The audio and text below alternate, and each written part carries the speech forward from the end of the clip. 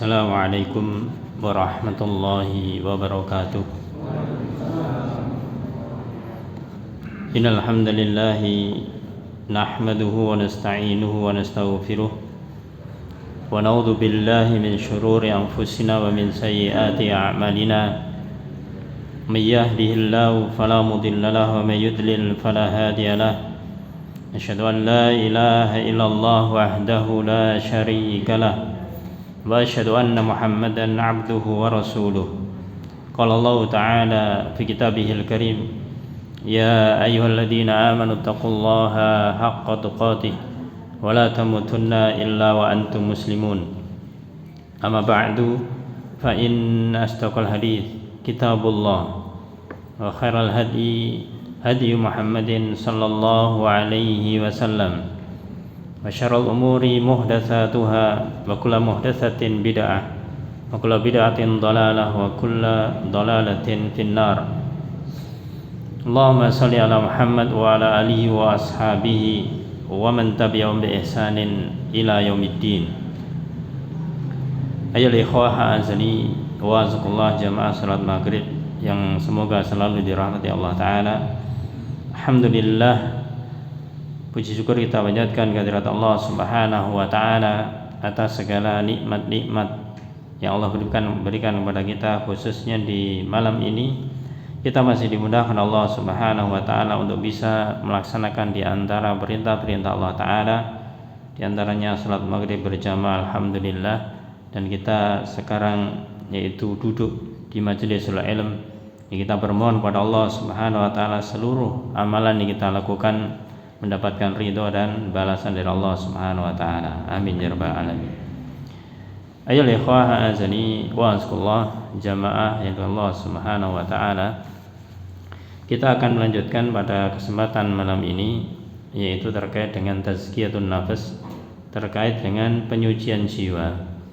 Yang pada pembahasan di bulan yang lalu kita telah menyampaikan tentang tanda-tanda hati yang sehat.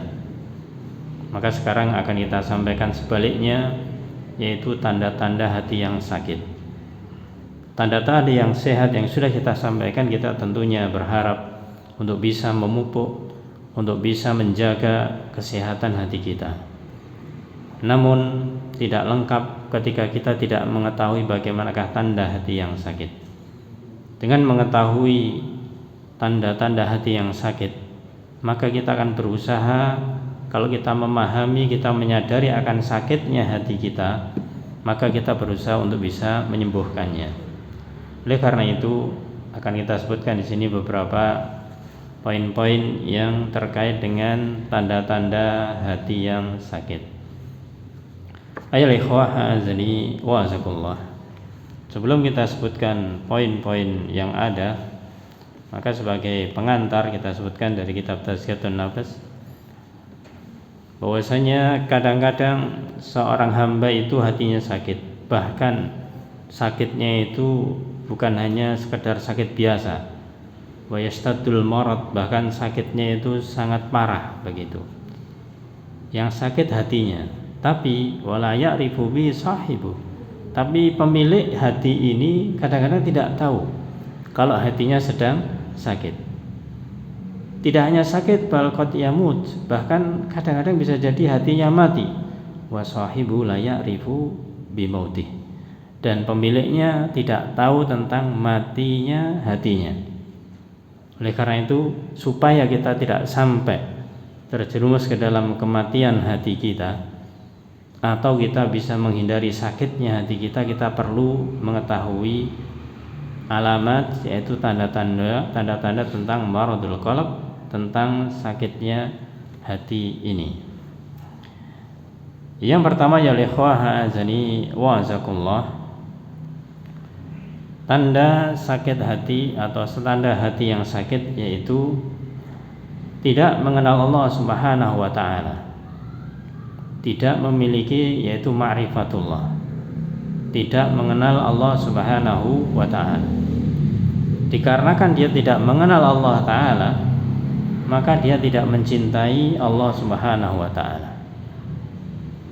Dikarenakan dia tidak cinta kepada Allah Ta'ala, dia tidak rindu bertemu dengan Allah Ta'ala. Karena tidak ada kerinduan kepada Allah Ta'ala, ketika dia berjalan di atas sesuatu yang salah begitu, ya dia tidak mau kembali ke jalan Allah Subhanahu wa Ta'ala. Inilah tanda hati yang sakit, tidak mengenal Allah Subhanahu wa Ta'ala. Ayo ikhwah azani wa azakullah. Sebelum kita sampaikan yang lainnya, ma'rifatullah, mengenal Allah Subhanahu wa Ta'ala adalah sangat penting. Mungkin ungkapan sederhananya, sekian lama, sekian waktu kita beribadah kepada Allah Subhanahu wa Ta'ala, kita tahu bahwasanya ibadah yang kita lakukan harus ditujukan kepada Allah Subhanahu wa Ta'ala. Tapi sungguh sangat aneh, sungguh sangat ironis sekali ketika kita sudah tahu ibadah kita tujukan kepada Allah, tapi kita tidak mengenal Allah Subhanahu wa Ta'ala. Ini menunjukkan sakitnya hati kita. Hati yang sakit demikian. Nah, secara singkat, di antara tanda-tanda seseorang itu ma'rifatullah, seseorang itu mengenal Allah Subhanahu wa Ta'ala, berarti kalau hati yang sakit dia tidak memiliki tanda ini. Ini tanda-tanda orang yang ma'rifatullah, orang yang mengenal Allah. Berarti kalau hatinya sakit, dia tidak memiliki hal ini. Yang paling pertama dan utama ketika seorang itu mengenal Allah Ta'ala, yang muncul dalam diri adalah khasyah, ay al-khauf, yaitu rasa takut atau rasa khawatir kepada Allah Subhanahu wa Ta'ala. Pernahkah kita introspeksi diri, seberapa jauh rasa takut kita kepada Allah dibandingkan rasa takut kita kepada selain Allah Subhanahu wa Ta'ala? Di dalam kehidupan keseharian kita ya ikhwah a'azani wa azakullah, mungkin bisa dibilang kita di sekian waktu, di beberapa waktu kita ingat kepada Allah, kemudian kita takut kepada Allah Subhanahu wa Ta'ala. Tapi di sebagian waktu yang lain, bahkan naudzubillah lebih banyak, ya, kita lalai kepada Allah. Bahkan kita itu tidak hanya lalai, tapi kita itu memang betul-betul melaksanakan yang dilarang oleh Allah, melanggar apa yang sudah ditentukan Allah Subhanahu wa Ta'ala. Ini berarti tidak ada rasa takut kepada Allah Subhanahu wa Ta'ala. Oleh karena itu ketika Allah berfirman bahwasanya tanda atau siapa sebenarnya yang paling takut kepada Allah adalah para ulama, ya, adalah para ulama. Innama yasyallah min ibadihi al ulama. Hanyalah yang takut kepada Allah dari hambanya itu adalah ulama, orang yang punya ilmu. Jadi takut ini muncul karena dari ilmunya, memiliki ilmunya. Nah, hati kita ketika kita tidak penuhi, tidak kita isi dengan yang namanya ilmu, maka rasa takut tidak akan muncul. Kalau rasa takut tidak akan muncul, kita berarti tidak mengenal Allah. Kita tidak tahu tentang Allah Subhanahu wa Ta'ala. Sehingga yang kita lakukan sesuai dengan hawa nafsu kita. Mau melakukan ini terserah saya, melakukan itu terserah saya, enggak peduli dengan aturannya Allah Subhanahu wa Ta'ala. Maka orang yang tidak peduli dengan aturan-aturan Allah Subhanahu wa Ta'ala, ini adalah orang yang tidak mengenal Allah Ta'ala dan dia tidak takut kepada Allah Subhanahu wa Ta'ala. Kemudian tanda yang kedua ketika seseorang itu ma'rifatullah, mengenal Allah Subhanahu wa Ta'ala, maka dia lebih memperhatikan kekurangan aib dirinya daripada orang lain. Kalau seorang itu hatinya sehat itu seperti ini. Kalau seorang hatinya sakit, kebalik dia. Kalau dia hatinya sakit, yang diperhatikan itu adalah kekurangan aibnya orang lain. Sementara aibnya dalam dirinya, kekurangannya dia tutupi atau bahkan dia tidak tahu, naudzubillah. Maka seseorang yang dia itu memiliki hati yang sakit, dia tidak paham terhadap dirinya. Apakah dirinya memiliki kekurangan ini, kekurangan itu? Biasanya begitu ya ikhwah azani wa azkullah. Secara umum meskipun tidak semuanya, cirinya orang yang dia itu tidak mengenal dirinya, yang menunjukkan hatinya sedang sakit, itu adalah dia disibukkan untuk menilai orang lain. Ada sesuatu ini pikirannya, oh si fulan ini yang membuat masalah, ada begini, oh si fulan yang salah. Dia tidak pernah melihat suatu kejadian itu mengaitkan dengan dirinya. Bahkan kadang-kadang kejadiannya pada dirinya. Ketika dirinya misalkan mengalami kejadian tertentu, bukan melihat kenapa itu terjadi pada dirinya, tapi dia melihat orang lain dulu. Siapa yang membuat anak seperti ini? Saya membuat saya seperti ini. Ya, apa salah saya dan seterusnya. Jadi unsur-unsur pembelaan diri ini yang muncul. Ini menunjukkan bahwasanya hatinya sedang keras, sedang sakit hatinya. Oleh karena itu, maka seorang yang dia itu mengenal Allah Subhanahu wa taala, dia lebih disibukkan untuk mengenali, untuk mengetahui kekurangan dirinya daripada kekurangan orang lain.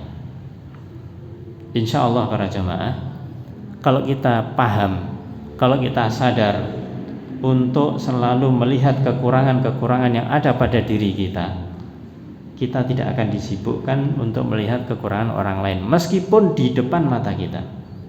Artinya kita tidak akan melihat bahwasanya kesalahan orang lain itu adalah kesalahan yang memang harus kita cela, harus kita salahkan, harus kita kritik dan yang lainnya. Justru ketika ada kesalahan pada orang lain, dia langsung introspeksi, apakah sifat seperti itu ada dalam diri saya. Nah, ini berarti orang yang mengenal Allah Subhanahu wa ta'ala.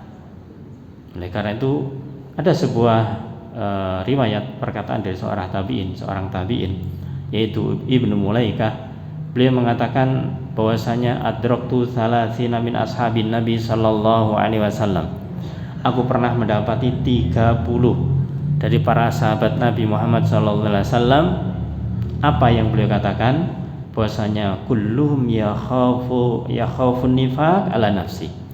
Mereka semuanya adalah takut, khawatir ada sifat nifaq pada diri mereka, pada diri para sahabat.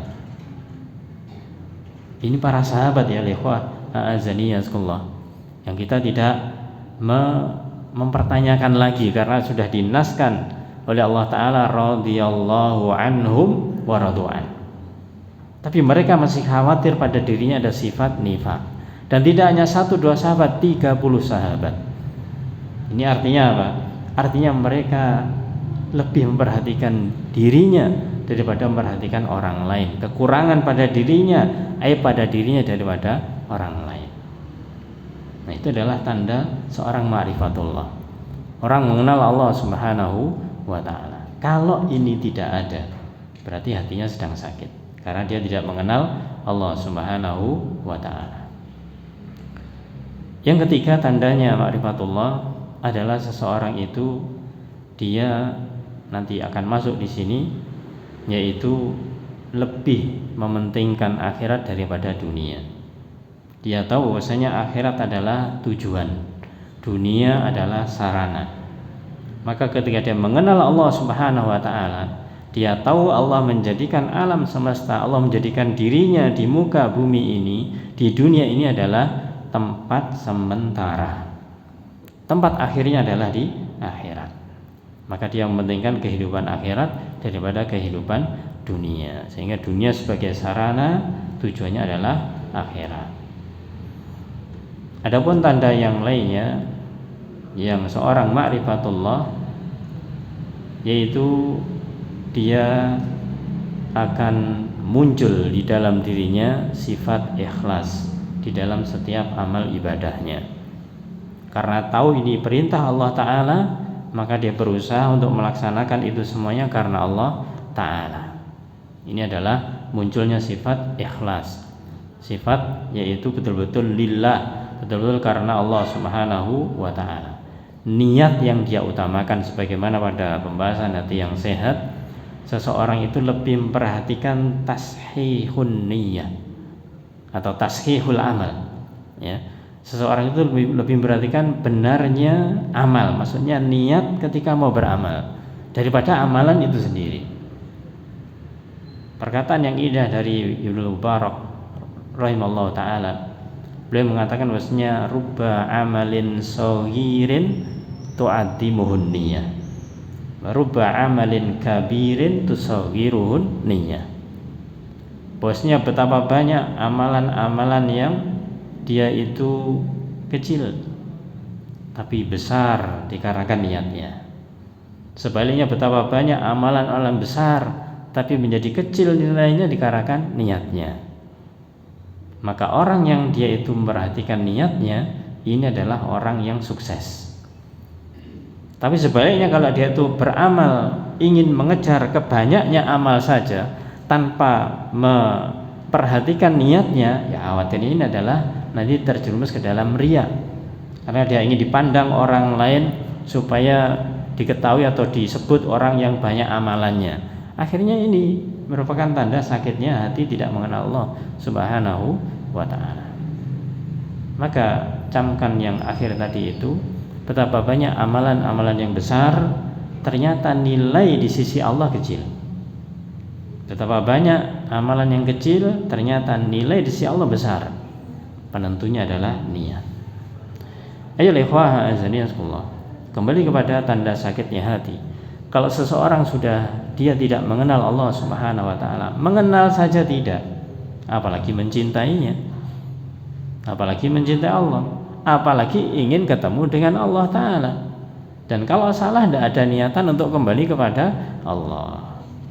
Allah Subhanahu wa ta'ala berfirman di dalam surat Al-Furqan ayat yang ke-43. Allah berfirman, ara'aita man ittakhadha ilahahu hawa afa anta takunu alaihi wakila. Allah berfirman, yaitu ara'aita diperuntukkan kepada Nabi kita Muhammad sallallahu alaihi wasallam, yaitu sudahkah engkau wahai Muhammad sallallahu alaihi wasallam melihat man ittakhadha ilahahu hawa, yaitu orang yang menjadikan ilahnya itu adalah hawa nafsunya. Orang yang menjadikan Tuhannya adalah hawa nafsunya. Yang menjadi Tuhannya bukan Allah, tapi adalah hawa nafsunya. Maka Allah berfirman, afa anta takunu alaihi wakila, apakah engkau akan menjadi pelindungnya? Ya tentunya tidak. Tentunya tidak. Maka seorang yang dia itu menjadikan ilahnya, menjadikan Tuhannya adalah hawa nafsunya, maka ini dia berarti tidak mengenal Allah Subhanahu wa ta'ala. Mengenal saja tidak, apalagi mencintai, ingin ketemu. Ini berarti dia mengikuti hawa nafsunya. Inilah tanda sakit hati yang pertama. Kemudian yang kedua, seorang itu hati atau sakit, hatinya sakit atau tanda-tanda hati yang sakit, dia tidak merasakan sakitnya hati dengan luka maksiat. Ini urusannya dengan hati berarti bukan dohir. Ya. Artinya apa? Artinya bahwasanya ketika seorang berbuat maksiat bisa jadi tidak ada yang dirugikan. Ya, secara lahir tidak ada yang dirugikan. Ya, keluarganya tidak dirugikan, orang lain tidak dirugikan ketika dia melakukan perbuatan maksiat. Maka ketika melakukan perbuatan maksiat itu kemudian hatinya tidak merasa sakit, ya sudah, ini berarti alamat hati yang sakit. Ada sebuah ungkapan pepatah Arab yang disebutkan mali jurahin bimayyitin ilam. Ya, luka tidak terasa sakit bagi orang yang sudah mati. Luka tidak terasa sakit bagi orang yang sudah mati. Ini bagaimanakah gambarannya ketika seorang itu jasadnya hidup, akan tetapi hatinya mati. Maka ketika dia melakukan perbuatan-perbuatan maksiat yang seharusnya itu membuat hatinya sakit karena sudah mati. Karena sudah mati akhirnya apa? Ya tidak merasakannya. Maka hindarilah hal yang demikian ini. Jangan sampai ketika kita terjerumus ke dalam perbuatan maksiat kemudian kita merasa tenang-tenang saja atau merasa santai saja, banyak yang lainnya, banyak temannya, ya. Apalagi pandangan kita misalkan, saya itu enggak seberapa, teman saya lebih parah dari itu. Ini berarti dirinya tidak mau melihat perbuatan maksiatnya adalah bisa menyakitkan hatinya. Malah dia menutupinya karena mengatakan temannya lebih besar dari hal tersebut. Na'udzubillahi min dzalik. Maka disebutkan di dalam ayat Allah Subhanahu wa taala dalam surat Al-A'raf ayat 201. Di sana Allah berfirman, "Innal ladzina taqau", sesungguhnya orang-orang yang bertakwa. Allah menyebutkan tentang orang yang bertakwa. "Idza massahum ta'ifum minasyaiton", ketika mereka dibayang-bayangi pikiran jahat yang untuk berbuat dosa, maksudnya dari syaitan, tadzakkaru, mereka pun segera ingat kepada Allah Subhanahu wa taala, fa idahum mubsirun, maka ketika itu juga mereka melihat kesalahan-kesalahan dirinya. Jadi ketika dia itu terjerumus ke dalam perbuatan maksiat karena pengaruh setan, maka dia segera ingat bahwasanya dirinya melakukan kesalahan, melakukan dosa, melakukan maksiat. Ketika dia tahu yang semacam itu, maka dia merasa sumpek, merasa gundah, merasa sedih bagaimana supaya segera hilang maksiatnya ini. Nah, ketika seseorang itu sudah merasa tidak nyaman, bahasa kita, tidak tenang ketika melakukan perbuatan dosa, ya, maka adalah orang yang bertakwa. Tapi sebaliknya orang yang hatinya sakit, maka dia tidak merasa terluka ketika maksiat itu dilakukan.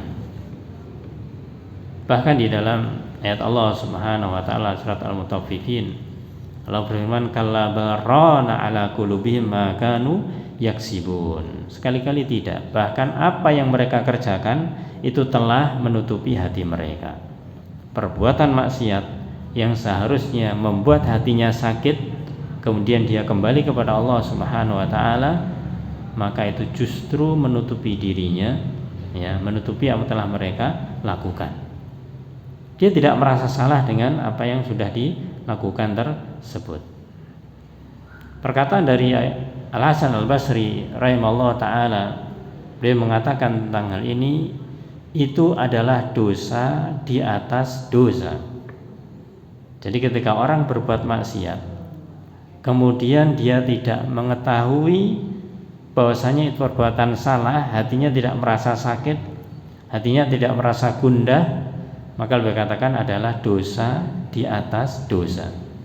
Dosanya yang pertama perbuatan maksiat, dosa yang kedua bahwasanya dia tidak merasa bersalah dengan hal itu, sehingga membuat hati menjadi buta lalu mati.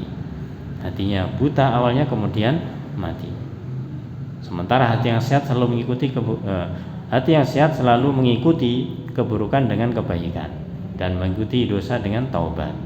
Kalau sehat, ketika sedikit melakukan keburukan, dia akan langsung ganti dengan kebaikan supaya hilang keburukan itu. Sebagaimana Rasul bersabda, "Ittaqillah haitsuma kunta wa atbi'is sayyi'ah al-hasanah tamhuha."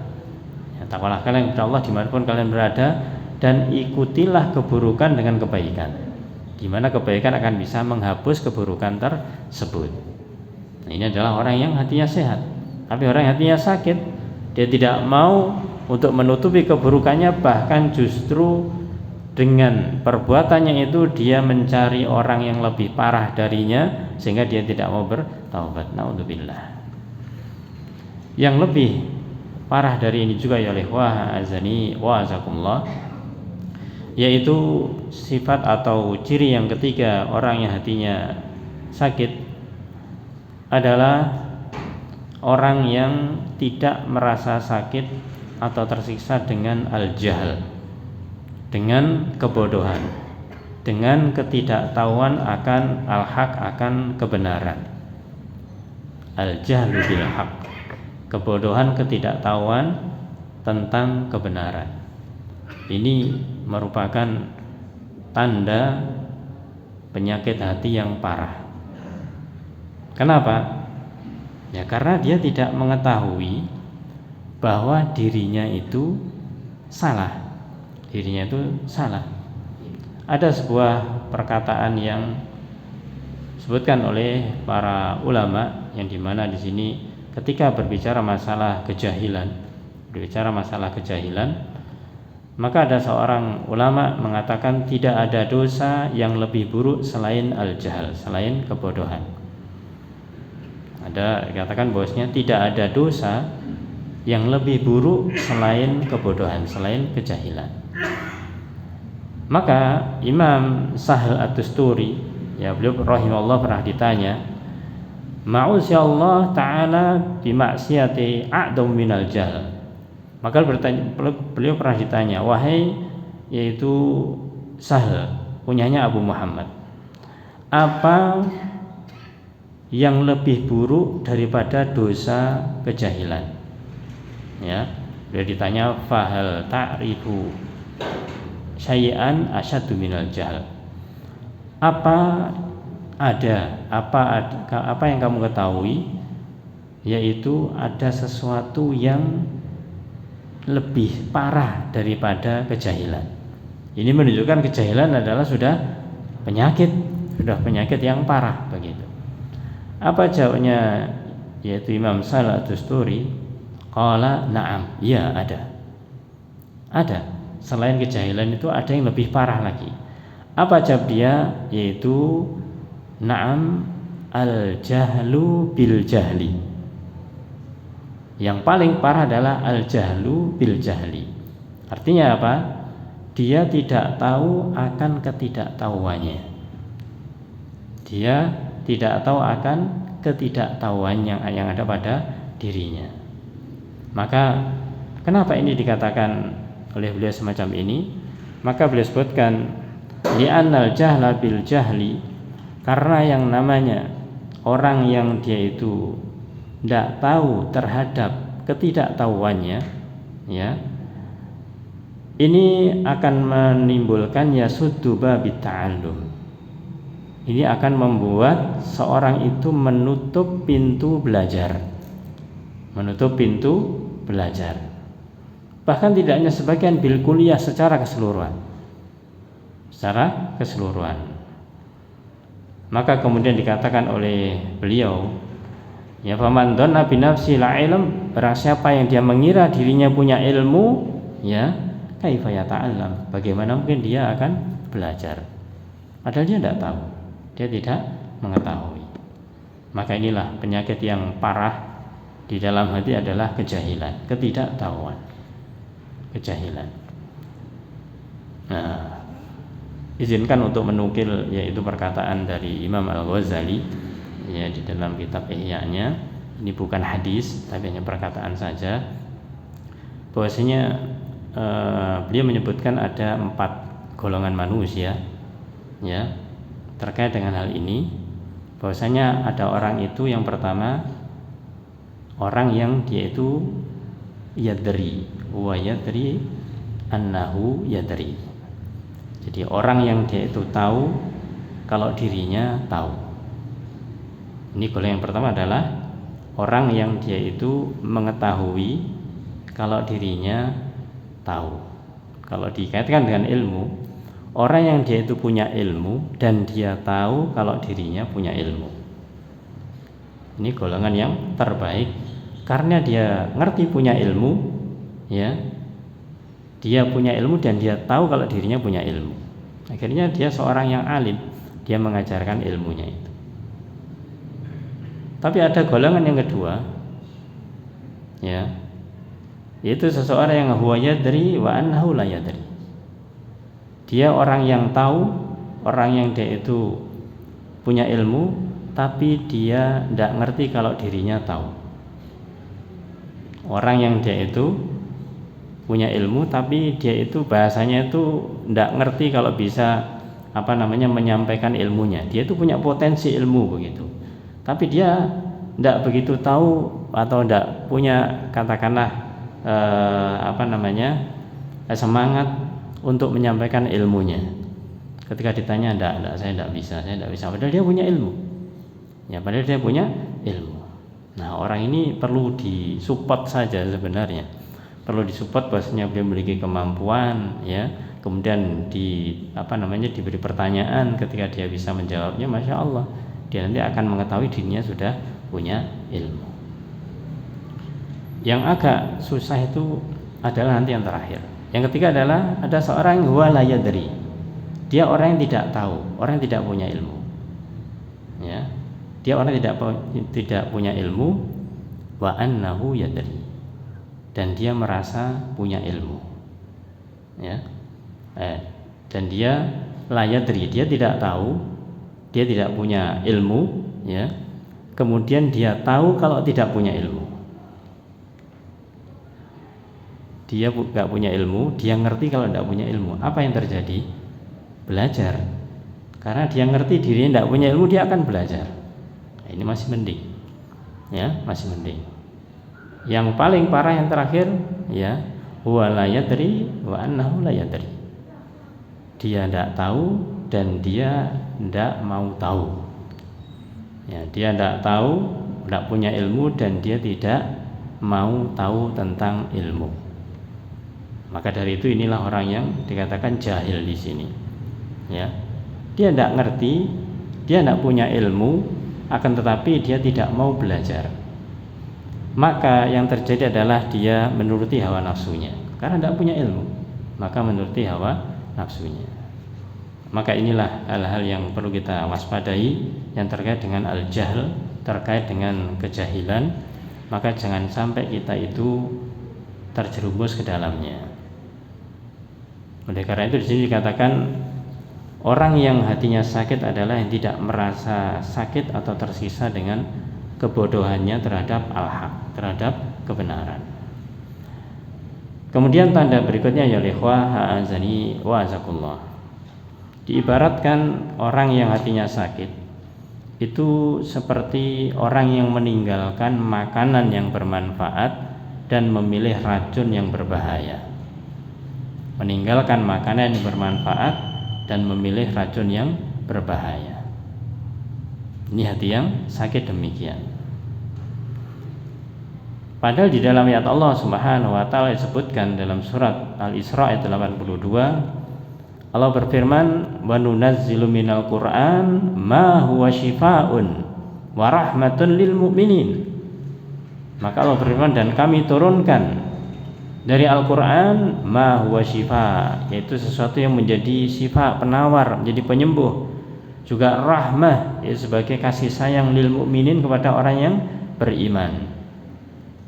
Maka ini asalnya Al-Quran adalah sebagai syifa, sebagai penawar. Penawar apa di sini? Yaitu penawar tentunya bagi hati. Ya, penawar bagi hati yang paling khusus. Meskipun syifa ini tidak hanya penyembuh di dalam hati. Ketika seorang sakit fisik bukan sakit hati, ya, maka Al-Quran juga bisa menjadi obatnya, yaitu dengan dibacakannya yang namanya ruqyah itu. Juga sebagai rahmat kepada orang yang beriman. Dan di ayat berikutnya Allah berfirman, wala yazidudz zalimina illa khasara. Ya. Dan bagi orang-orang yang zalim tidak ada menambah sesuatu pun pada mereka illa khasara, kecuali kerugian semata.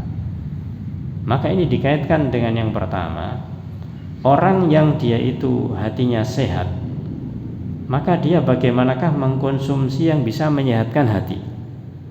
Tilawatil Quran, membaca Al-Quran, zikrullah, zikir kepada Allah Ta'ala, sholat, ya, kemudian katakanlah saum, puasa, itu semua adalah merupakan bahasa bebasnya adalah nutrisi yang menyehatkan. Tapi ketika seseorang itu kemudian memasukkan dalam hatinya yang lawannya, ya sukanya itu adalah dia mendengarkan musik, mendengarkan lagu, ya, kemudian mendengarkan yaitu orang yang senang berdebat dan yang lainnya. Jadi yang dilihat itu sukanya adalah orang-orang yang sedang berdebat. Meskipun mungkin yang dibicarakan masalah agama, tapi sukanya adalah mendengarkan perdebatan satu orang dengan yang lainnya. Ini tidak akan membuat kelembutan hati. Tidak akan membuat kelembutan hati, bahkan kerasnya hati seseorang. Maka tinggalkan yang demikian. Apalagi yang namanya musik, yang namanya lagu, itu adalah lawan dari Al-Quran. Siapa di antara manusia yang mereka itu betul-betul dimudahkan Allah Ta'ala untuk memiliki Al-Quran, maka itu akan terhindar atau hilang yang namanya musik dan lagu itu. Tapi sebaliknya, siapa yang dia itu dimudahkan Allah, naudzubillah, untuk suka dengan musik dan lagu itu, Quran menjauh. Nah, dari sini mungkin kadang ada pertanyaan. Nah, kita kadang dapati seseorang yang dia itu dua-duanya, pinter baca Quran, ya, punya hafalan dan juga pintar nyanyi, kan begitu. Ya, ini gimana kondisinya? Maka Allah berfirman, wala talbisul haqqo bil batil wa taktumul haqqo wa antum ta'lamun. Allah telah jelas larang, yaitu la talbisul haqqo bil batil. Jangan campur adukkan yang hak dengan yang batil. Nah, kemudian wa taktumul haqqo, dan kamu menyembunyikan yang hak. Wa antum ta'lam, dan kamu tahu bahwasanya Al-Qur'an itu yang hak. Lagu dan musik adalah yang batil. Dengan hawa nafsunya akhirnya dia mengatakan, ya meskipun dia itu masih suka musik dan seterusnya, tapi musik-musik religi yang itu tidak ada pertentangannya dengan Al-Qur'an. Dalil dari mana itu? Ya. Apakah ada riwayat yang Rasul menyampaikan dengannya seperti itu? Para sahabat mengatakan dengan seperti itu. Itu kamu ta'akhirin. Itu kamu orang-orang yang belakangan saja, ya, yang katanya berdakwah. Itu namanya tadi mencampur adukkan yang hak dengan yang batil. Maka jangan kita ikuti yang demikian itu. Ayo ikhwah azani wasqallah. Itulah makanan, ya. Makanan-makanan yang bermanfaat untuk hati harus kita perhatikan. Dan kita harus mengetahui racun-racunnya hati yang nanti akan disebutkan di bagian berikutnya mengenai racun-racun hati ini. Yang jelas di sini hati yang sakit dia kebalik. Makanan yang bermanfaat dia tinggalkan, yaitu makanan hati seperti qiraatul Quran, zikrullah, ya, salat, taubat dan yang lainnya. Itu dia tinggalkan. Tapi yang dimakan justru racun. Ya, seperti tadi yaitu musik, lagu, kemudian dia suka berdebat, ya. Ya, sekarang naudzubillah, betapa banyak orang yang dia itu terkalahkan dikarenakan bukan niat awalnya, tapi awalnya adalah karena dia itu penasaran, ya, penasaran. Apalagi yang namanya di gadget, namanya di HP ini, ya, kita mau buka ketika masuk di internet begitu sudah apa saja seliweran kan di situ. Nah, seliweran, akhirnya orang sekarang ini yang dia itu hatinya sakit itu yang dilihat ya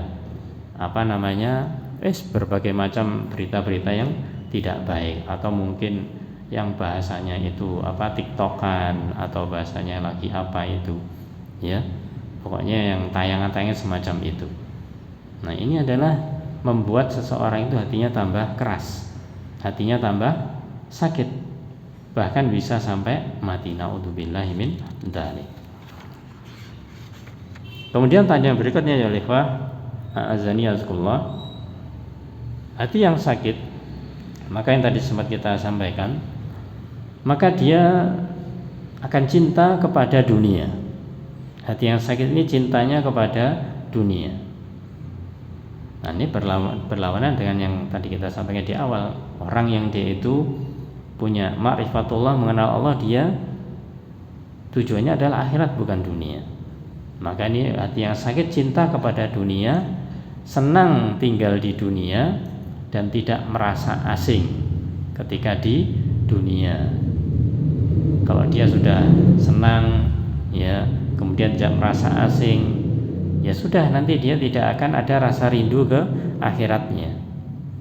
Ini adalah sifat utamanya orang kafir, yang dimana mereka itu tujuannya adalah dunia.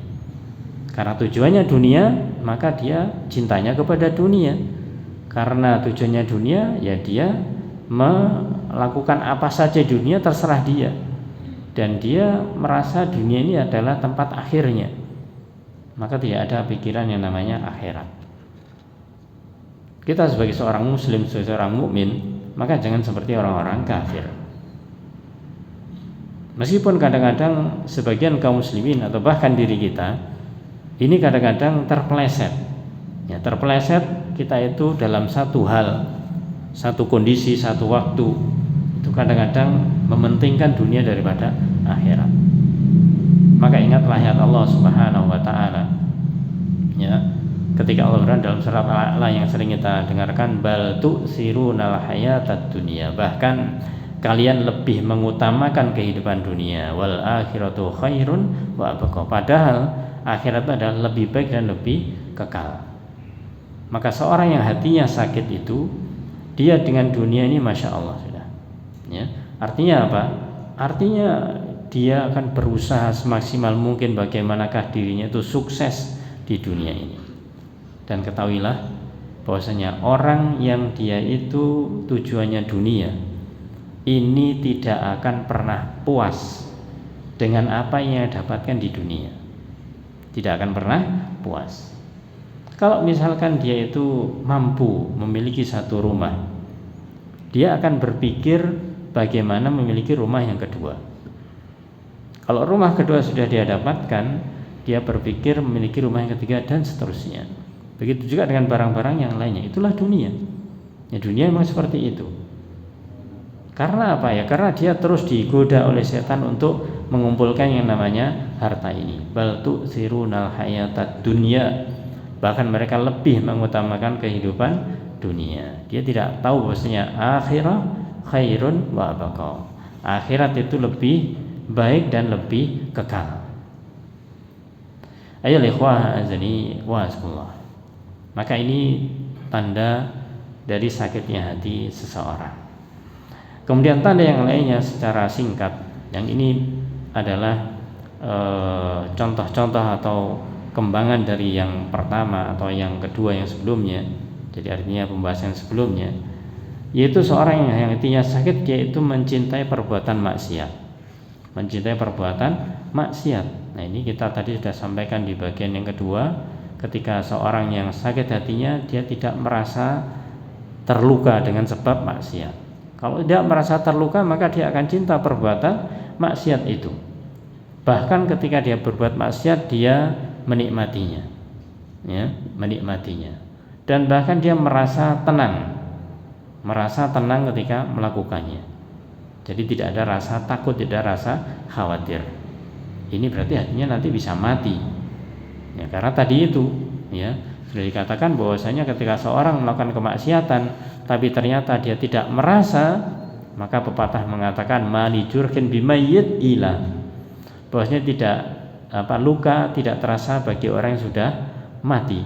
Orang kalau sudah meninggal, katakanlah ada seorang meninggal mayit begitu, mau diapakan sudah tidak merasa dia. Ya, maka dari itu orang yang dia itu hatinya sudah mati, maka dia akan merasakan kebalikan dari ketaatan, kebalikan dari zikrullah, kebalikan dari amal-amal saleh. Ini hati yang sakit. Kemudian ciri atau tanda yang berikutnya hati yang sakit adalah, kalau tadi dia tidak merasa sakit karena kejahilan terhadap kebenaran, maka dia sebaliknya akan membenci yang namanya kebenaran. Membenci namanya kebenaran. Sebaliknya ketika dia itu disebutkan al-haq kepadanya, ya, dia merasa hatinya sempit, hatinya gundah. Ya, merasa hatinya sempit dan gundah ketika dia mendengar al-haq, mendengar kebenaran. Contoh misalkan ketika di suatu kajian yang semacam ini atau diingatkan temannya, dia mendengarkan bahwasanya Allah melarang yang namanya tadi itu musik, ya, kemudian lagu, kemudian melarang riba, maka itu semuanya adalah al-haq, semuanya adalah kebenaran, tapi dia kemudian membencinya. Maka ini tanda-tanda hati yang sakit. Maka dia merasa gundah, yang demikian itu merasa sedih, merasa sumpek. Karena apa ya? Karena dia masih terjerumus di dalam kubangan kemaksiatan yang semacam itu. Maka ini tanda sakitnya hati. Dia tidak suka dengan yang namanya al-haq, tidak suka dengan yang namanya kebenaran. Adapun tanda yang lainnya, ya, seharusnya seorang itu senang yang baik, yang ma'ruf. Ini sebaliknya, dia tidak tahu yang ma'ruf dan tidak mengingkari yang mungkar. Seharusnya amar ma'ruf nahi mungkar, ini malah kebalik, yaitu amar mungkar dan nahi ma'ruf begitu. Ya, maka dia kebalikannya, dia tidak tahu yang ma'ruf dan dia tidak mengingkari yang mungkar. Ini hati yang sakit demikian. Dan kita dinasihati oleh orang lain tidak mempan, tidak terpengaruh sama sekali nasihat dari orang lain tersebut, sehingga tidak takut terhadap nasihat itu dan tidak takut kepada Allah Subhanahu wa taala. Maka hati yang sakit dia tidak ada yang namanya amar ma'ruf nahi mungkar. Ya, kebalikannya bahwasanya kalau ada sesuatu yang ma'ruf, sesuatu yang baik, maka dia malah justru menjauhinya. Ada yang mungkar, maka dia biarkan atau bahkan dia mendukungnya. Ini adalah tanda hati yang sakit. Kemudian dua tanda yang terakhir, yaitu hati yang sakit itu tidak menyukai tempat-tempat yang baik. Tidak suka misalkan di masjid, tidak suka di majelis ilmu, ya. Maka dia tidak suka tempat-tempat yang baik. Tapi kebalikannya dia rindunya adalah tempat-tempat yang buruk. Apakah itu di mall, apakah itu di kafe-kafe dan yang lainnya. Kalau ada panggilan adzan di masjid, maka dia itu berat untuk melangkahkan kaki ke sana. Tapi tidak disuruh, tidak dipanggil, ya, dengan senang hati, dengan mudahnya dia itu meskipun jauh, ya, maka dia dia datangi tempat itu. Apakah itu namanya kafe, apakah itu namanya mall. Ini adalah menunjukkan hati yang sakit. Dia sukanya bepergiannya, nongkrongnya, yaitu waktunya dihabiskan itu di tempat-tempat yang semacam itu. Dan kita tahu ya ikhwah, ya, di sekitar kita di Malang ini masya Allah, ya, sangat banyak sekali yang demikian itu. Maka kita hendaklah hati-hati terhadap yang demikian itu. Dan yang terakhir adalah orang yang hatinya sakit tidak menyukai orang yang memiliki kesolihan, tidak suka dengan orang yang soleh. Orang yang alim tidak suka. Orang yang suka berdakwah dia tidak suka. Dia mengatakan ini orangnya bisanya menyalah-nyalahkan saja, ya, menyalahkan saja. Inilah ungkapan-ungkapan yang terus digembar-gemborkan oleh syaitan. Ya, oleh setan melalui manusia, setan yang berwujud manusia. Itu mereka itu apa yang diucapkan, sudahlah jangan ikuti itu, dia itu sukanya mencela, sukanya membid'ahkan, sukanya mengkafirkan. Kita ini orang Islam itu kan harusnya menyampaikan dengan lembut, ya, dengan adem, ya, dengan dingin dan yang lainnya. Sehingga sehingga perbuatan-perbuatan apakah itu kesyirikan, perbuatan bid'ah, ya, ketika itu diungkapkan atau disampaikan dengan sejuk, ya, dengan ungkapan yang tidak membara, tidak katakanlah ungkapannya itu menenangkan hati, ya dia akan bisa terima nanti, naudzubillah, ya, karena ungkapannya sejuk. Nah, inilah orang-orang yang hatinya sakit ketika mendengarkan kesolihan seseorang, ilmunya seseorang, ada dakwahnya kepadanya, maka dia tidak menyukainya.